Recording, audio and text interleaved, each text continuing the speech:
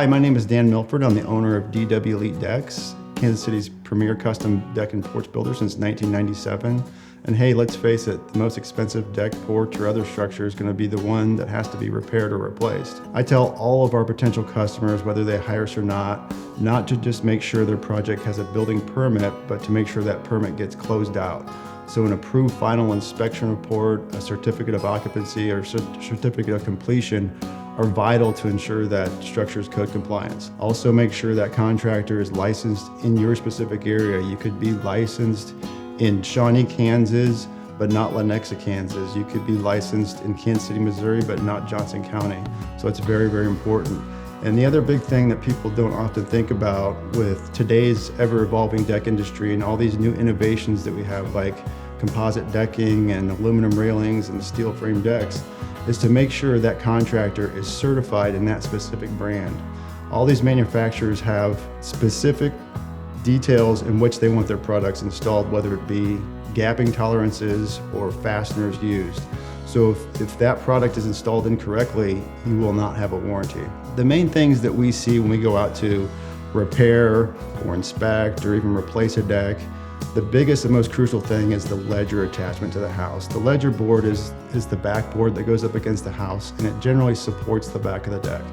By code, that either has to be flashed or spaced off the house, and that's to prevent water entrapment. If that's not done correctly, water will sit back there and potentially rot out the siding of the house, and if it goes on long enough, it can rot out the framing of the house.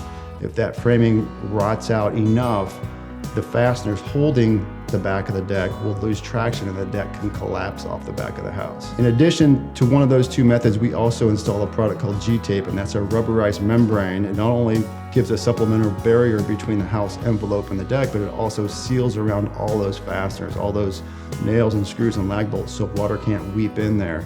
That's something that flashing and water channels do not prevent. The other big one we see is inadequate or insufficient pier sizing. So piers are required to be a certain depth and a certain surface area. In our regional area, the frost line for the depth is 36 inches, and that's to ensure that when the ground freezes, that pier, that footing does not heave up out of the ground. The surface area is what constitutes how much weight or load that footing can carry above it.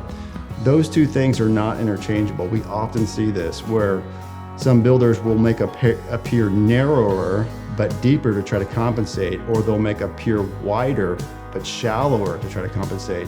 That doesn't work. They're two completely separate things. Another one is understand framing members or framing components, whether it be a deck beam, a joist, or a rim plate.